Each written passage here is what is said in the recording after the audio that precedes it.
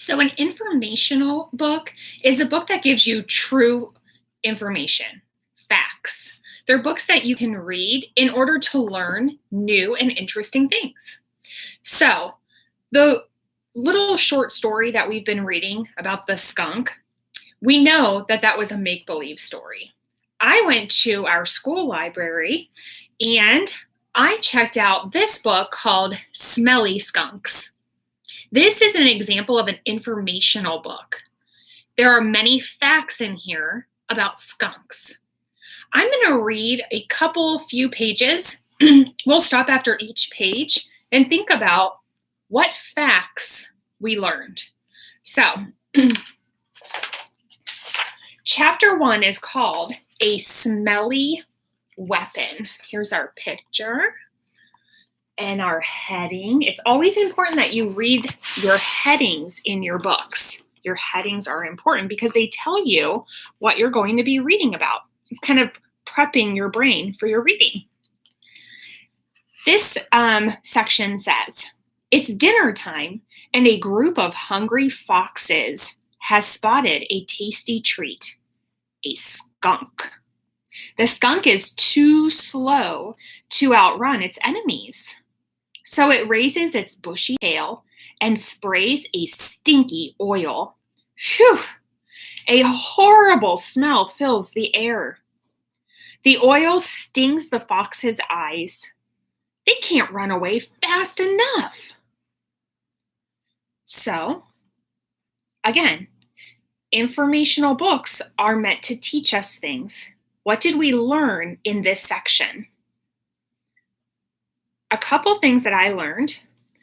Foxes eat skunks. Skunks are slow moving animals. Skunks spray a stinky oil. That's their defense mechanism. Let's check out another chapter. The heading of this chapter is Under the Tail. All skunks can spray a smelly oil called musk when they're in danger. The musk is stored in 2 small pouches under the animal's tail. The pouches hold enough musk for about 6 sprays. When the pouches are empty, it takes the skunk a few days to make more musk. How many facts did you learn from this page? I learned that the stinky smell is musk. I learned that it's in small pouches underneath their tail. I actually never knew that before. I learned that there's enough musk for 6 sprays. I learned that once they run out of musk, it takes a few days for them to get the musk back. So just like in a narrative, a story that's a narrative, when you make that mental movie in your mind, you can kind of picture these facts too as I read through them. Let's do one more. The heading reads, A Warning. A warning. Skunks don't always need to make a stink to keep enemies away. Often, an animal needs just one look at a skunk's fur to know that it shouldn't get any closer. The black and white color is a warning for animals that have already been sprayed.